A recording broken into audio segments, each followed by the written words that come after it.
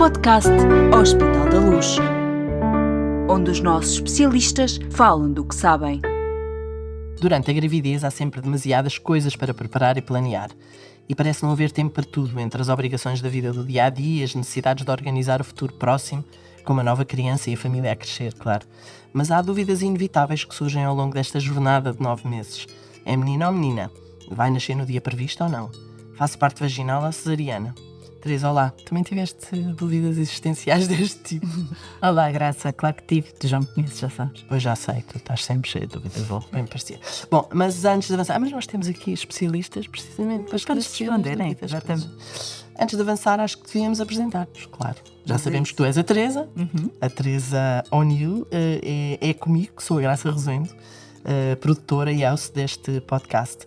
Temos as duas imensas opiniões, mas neste podcast Hospital da Luz queremos é fazer perguntas e temos imensas. Vamos lá.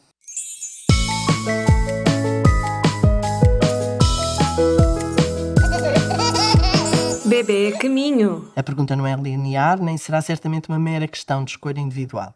Sempre poderá dizer-se que a mulher é dona do seu corpo e nesta, como noutras situações, deveria ter direito à escolha. Mas este não é o lugar nem o momento para discutir estes direitos, nem é esse o objetivo deste podcast Bebê a Caminho. Aqui queremos falar de cesarianas e de parto natural numa perspectiva clínica, ou seja, na perspectiva da saúde da mulher grávida e da criança que ela carrega na barriga. Por isso convidámos a especialista do Hospital da Luz, Patrícia Isidro Amaral. Olá, Patrícia. Olá. Obrigada por ter aceitado o nosso convite. Obrigada, Eu, pela oportunidade. Patrícia Isidro Amaral é especialista em ginecologia e obstetrícia em 2 unidades da rede Hospital da Luz, Lisboa e Odivelas. E uma grande parte do seu dia de trabalho é passado com mulheres grávidas e mulheres a dar à luz. Tem no seu currículo, com certeza, muitas dezenas, muitas centenas de partos. Já agora, nós estamos aqui a gravar este podcast a estas horas, 8h30 da manhã. Quando é que fez o seu último parto? É verdade, foi há pouquinho tempo. Às 4h58. Portanto, mais ou menos há 3 horas. Muito bem, portanto, está mesmo dentro do acontecimento, em cima da atualidade. Bom, quem melhor então para nos esclarecer, deste ponto de vista clínico, o que é cada tipo de parto e que impacto tem no corpo da mulher e na saúde do seu bebê. Teresa, queres começar tu? Vamos lá. Hoje dou-te o palco. Vamos Eu embora. começo com uma pergunta de resposta longa. É?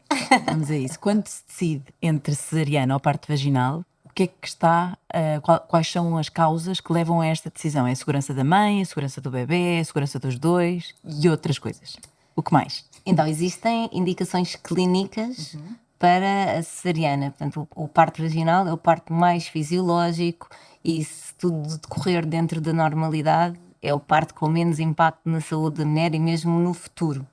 Agora, é verdade que este é o plano A, muitas vezes, não é? Depende também da escolha da mulher, sabendo os riscos e em relação aos 2 partos, mas a cesariana é inegavelmente salva vidas. Salva a vida de um bebê, salva a vida da mãe ou de ambos, porque existem situações em que é mesmo necessário o parto por cesariana. Qual é que é exatamente a diferença entre um e outro?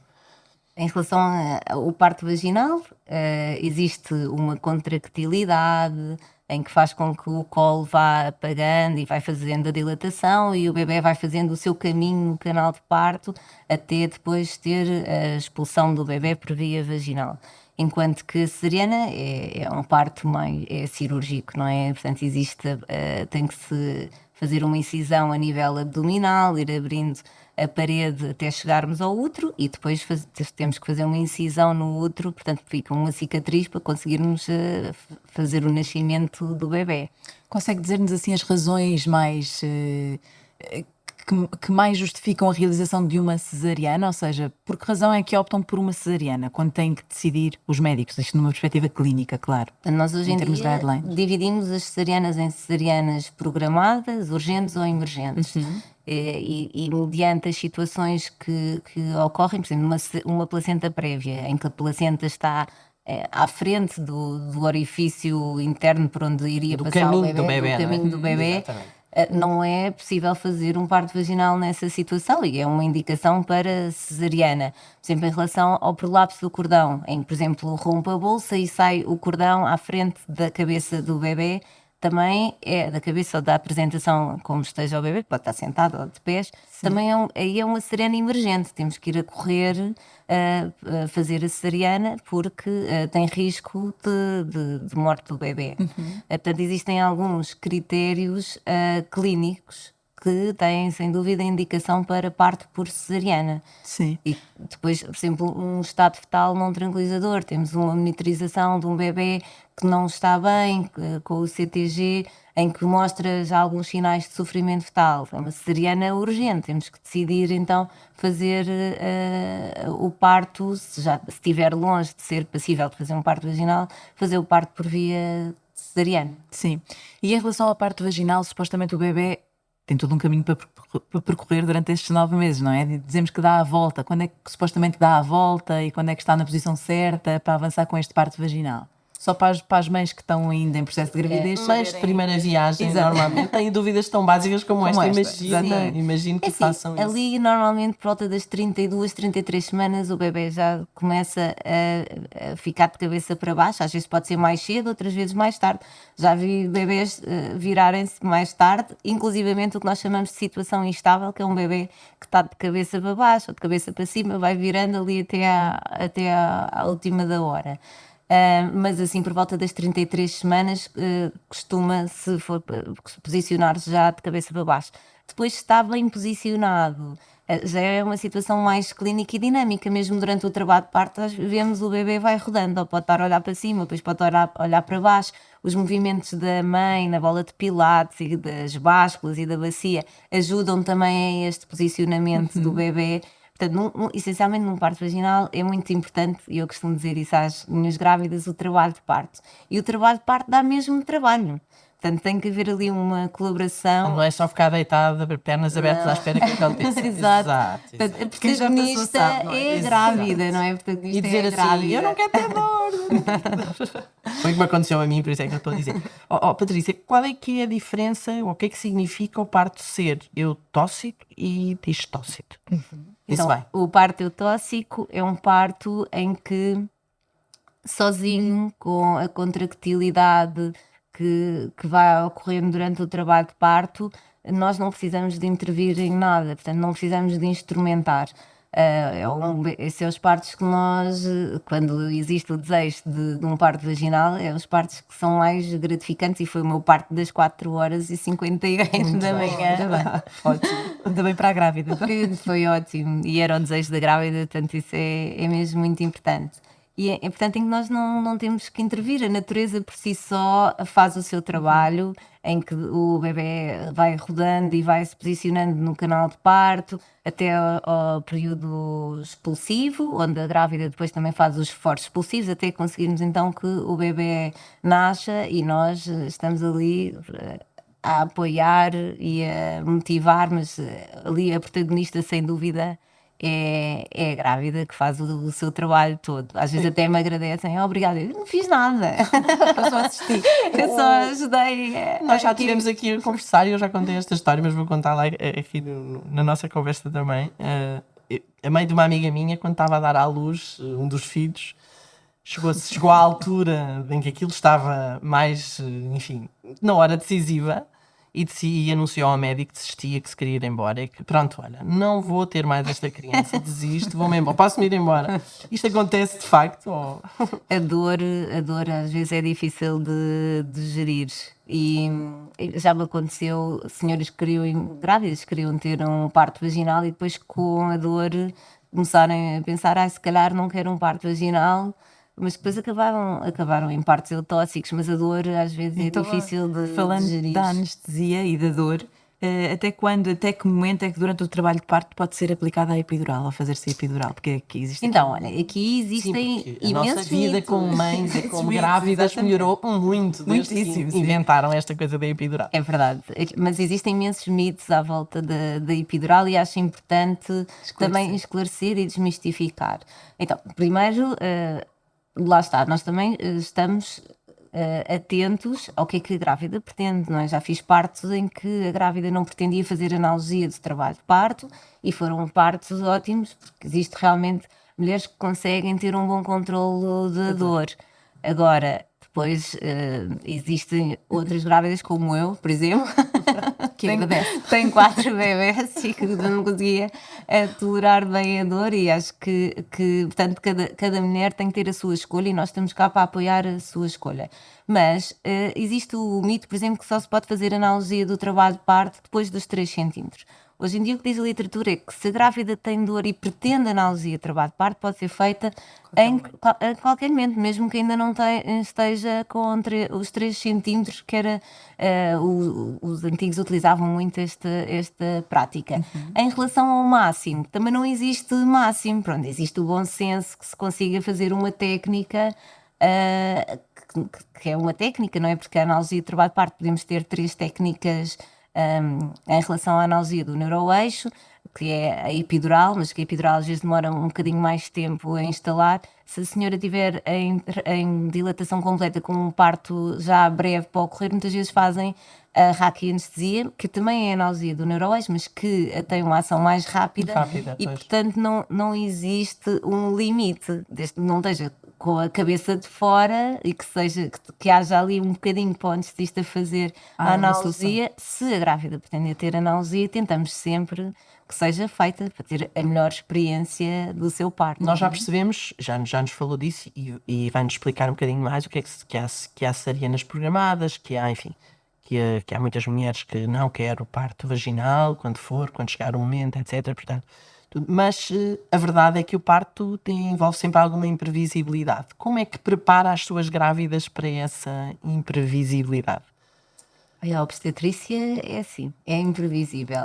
Eu acho que é importante explicar essa imprevisibilidade, e que muitas vezes, como a mulher idealiza o seu parto, é importante termos um plano A, um plano B ou um plano C, que é o que eu costumo dizer. Há pouco acabei por não explicar a diferença entre um parto eutóxico e o parto distóxico, mas o parto distóxico, por vezes os bebés ou não estão bem rodados, ou não estão bem posicionados, ou o CTG já não está tranquilizador, e podemos ter que ajudar aquela mãe, aquele bebé para que nasça, e às vezes precisamos de utilizar instrumentos para o que nós chamamos de abreviar o período expulsivo. Exatamente, para evitar o prolongamento desse sofrimento. Exatamente, para evitar ou para conseguir que ele nasça por via vaginal. Sempre, sem dúvida, explicando à grávida quais as alternativas, qual é a nossa proposta em relação ao seu parto, e o que é que, numa decisão compartilhada, decidirmos o que é melhor para a grávida, e também em relação não só à segurança, mas também à sua experiência. Felizmente existem alternativas, e nós devemos de explicando todos os riscos e benefícios, dar essa alternativa e ser uma decisão compartilhada. Agora, tinha-me perguntado... Tinha perguntado a preparação para a imprevisibilidade. Exatamente, é explicar que se calhar que o nosso plano A, lá está, seria, se for esse o plano da grávida, se for um parto vaginal, eutóxico, que esse é o nosso plano A, que vamos tentar seguir por ali, mas que por vezes existem situações que são imprevisíveis, como já falei, por exemplo, o prolapso do cordão, ou um descolamento prematuro da placenta, que também acaba por ser uma emergência em que temos que abreviar então o nascimento. Portanto, explicar que isto pode acontecer, mas que a grande vantagem é de estarmos no hospital com uma equipa que está a trabalhar, é um teamwork, está a trabalhar em conjunto, que está muito habituada a trabalhar, as anestesistas, os enfermeiros, os médicos obstetras, os próprios auxiliares que nos ajudam no dia a dia a ter os bons cuidados, e portanto tranquilizamos neste sentido. Se acontecer alguma coisa, claro que temos o plano A, mas se for preciso estamos preparados para o plano B ou para o plano C. Ok. Há cesarianas a pedido, cesarianas programadas. É um conceito um bocadinho mais abrangente do que as chamadas cesarianas a pedido. Isto existe? Como é que... Nós temos de ter uma cesariana programada por indicação clínica, com a placenta prévia, com 2 ou mais cesarianas anteriores. Isso é uma coisa que se pode ir, que se vai vendo ao longo da gravidez, ou pelo menos no final da gravidez, no final da gravidez já vemos. E ter que ser discutido com a grávida e falado com a grávida sobre esse procedimento clínico. Sim, nas decisões clínicas são protocolados, não é? Uma placenta prévia tem um protocolo de quando deverá ser realizada a cesariana, e portanto esse acaba por ser linear, não é? Está protocolado. mas existem cesarianas a pedido, sem dúvida. Acho importante sempre explicar à grávida quais é que são os riscos face a um parto vaginal, tanto no presente, no próprio parto, como no futuro. Portanto, nós sabemos que uma cesariana tem um maior risco embólico, seja de trombos, que é coágulos, ou de líquido amniótico, tem um maior risco de infecção, tem um maior risco de infecção da parede, poderá ter no futuro, também depende muito, por exemplo, quantos filhos aquele casal planeia, portanto, o planeamento da família também é importante saber para podermos aconselhar depois para o futuro. Porque a cesariana obriga a um distanciamento maior entre um filho e outro, é isso? E quantas mais cesarianas, mais riscos também temos, portanto, não é? Claro. E é obrigatório fazendo uma primeira cesariana a seguir o parto tem que ser cesariana também? Não, a cesariana anterior podemos ter um parto vaginal a seguir. Ok. Os riscos depois vão aumentando mediante o número de cesarianas. Ok. Mas numa cesariana não obriga a que o segundo parto seja uma cesariana. E esses riscos estão sobretudo para a mãe, para a mulher? E para o bebê. Para o bebê. Portanto, o risco aqui inerente seria de uma ruptura uterina, em que põe em risco não só a mãe como o bebê. Mas, globalmente, por exemplo, explicando todos os riscos, e lá está, mais uma vez, a decisão compartilhada com toda a informação, o consentimento informado, desde que sejam compreendidos os riscos, a mulher pode decidir a sua via de parto e lá está, a experiência positiva de um parto para uma mulher pode ser uma cesariana e para outra ser um parto vaginal. Exato. E só uma pergunta ainda em relação às cesarianas. É com epidural que se fazem cesarianas também? Como é que... É com a analgesia analgesia. do neuroeixo, mas que pode ser estas três opções. ok. Isto tem um bocadinho a ver com a rapidez com que É preciso atuar, sim. Exatamente. Por exemplo, a Raki é que é mais rápida. Se for uma cesariana emergente, às vezes depende do anestesista, mas já fiz cesarianas emergentes com Raki, em que foi mais rápido quase fazer uma Raki do que fazer uma anestesia geral. Portanto, isso depois também depende ali da equipa. E quando é de gêmeo? Desculpa, Teresa, sei que ias fazer uma Fazemos uma pergunta. Era? força. Tivemos. Gêmeos. Isto já pensamos as duas. É verdade. Quando é de Muito gêmeas obrigadas. é preciso fazer sempre cesariana? Não, também não. Então, o que dizem Isto é bem básico, eu as sei que não. Mas pronto. indicações. Não. Mas muitas pessoas pensam que ser parte de gêmeos é obrigatório ser uma cesariana. Desde que o primeiro bebê esteja de cabeça para baixo e que não haja contraindicação a um parto vaginal que possa estar presente, tal como nas gravidezes simples, só de um, não tenha placenta prévia, não tenha. Se o primeiro estiver de cabeça para baixo, podemos ter ou seja, cefálico, podemos ter um parto vaginal. Já fez algum parto vaginal de gêmeos? Já. 2, 3? Vários. Não, 2 não é partos, é 2 gêmeos, Dos 3 gêmeos, gêmeos. assim, os 3 é indicação para cesariana. Ok. O trismo lá. Terceiro. Também já Estava fiz assim tão cesariana por trismo lá.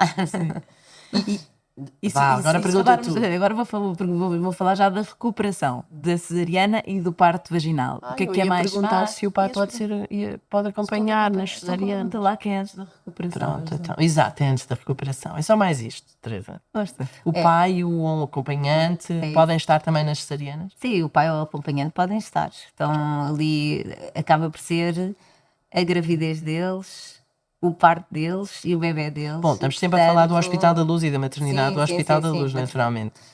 E por isso estão presentes para também, depois, mesmo numa cesariana, é promovido o contacto pele-pele, o vínculo precoce, portanto, o pai estar presente, o pai ou o acompanhante. E os pais portam-se sempre bem ou têm assim alguma história para contar de um pai que desmaiou meio do carro? Essa é que é tão típico dos filmes, mas deve ter algum fundo de verdade. Não só na cesariana, mas também no parto vaginal, às vezes acontece, tem que se sentar, mas a maioria das vezes é porque não comem, é por hipoglicemia, portanto nós estamos sempre a tentar alimentar. Já comeu. Liga para o blog sem comer qualquer Adoro, Faf. Pergunta agora da recuperação. Agora, em relação à recuperação, em relação à cesariana e ao parto vaginal, é diferente o tipo de recuperação? O que é que... Também é muito individualizado. Sim. Há mulheres que têm partos vaginais que também são mais chatos e que são instrumentados e que demoram a recuperar do parto vaginal, e há mulheres que recuperam lindamente da sua cesariana, mas geralmente o parto vaginal tem uma recuperação mais fácil e mais rápida do que a cesariana, que não deixa de ser uma cirurgia. Na subida do leite, por exemplo, tem alguma interferência? Ser um ou ser outro? Olha, é muito discutível. A literatura não é consistente em relação a este tema.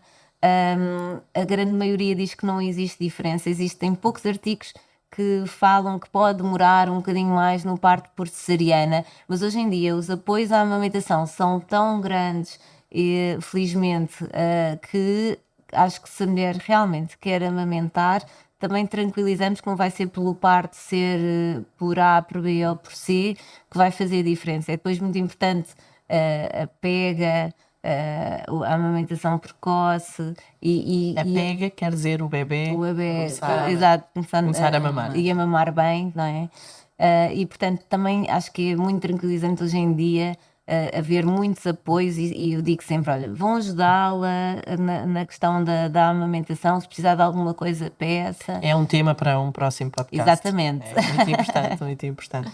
Patrícia, já falámos aqui de alguns, há muitos mitos e muitos medos relacionados com este tema do parto, naturalmente. Então, mães de primeira viagem naturalmente têm, não é?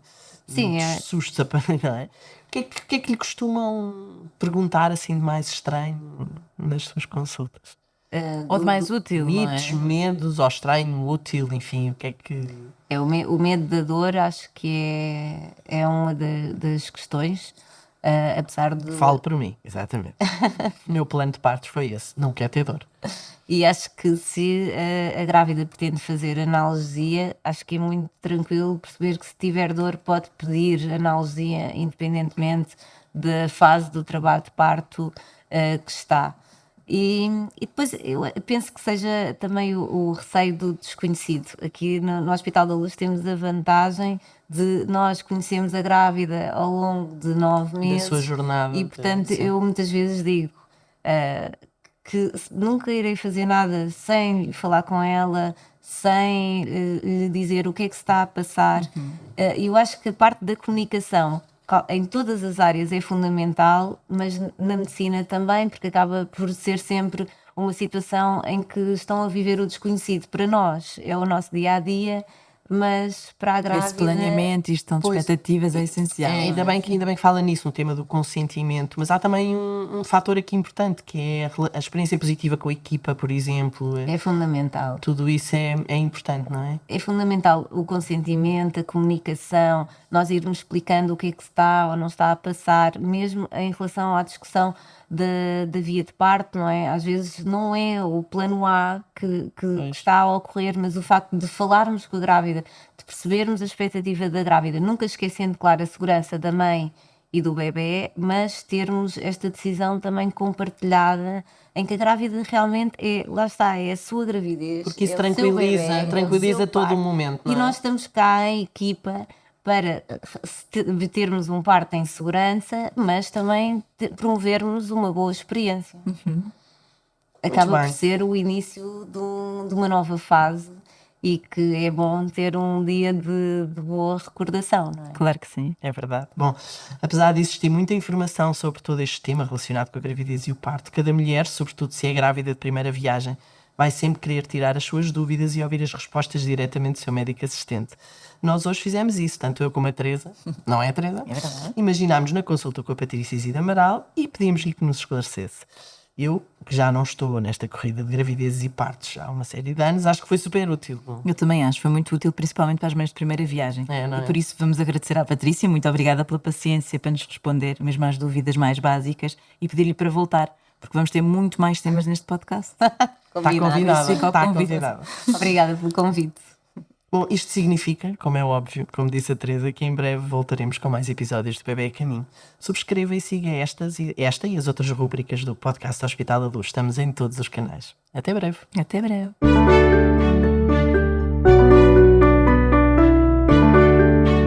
Podcast Hospital da Luz, onde os nossos especialistas falam do que sabem.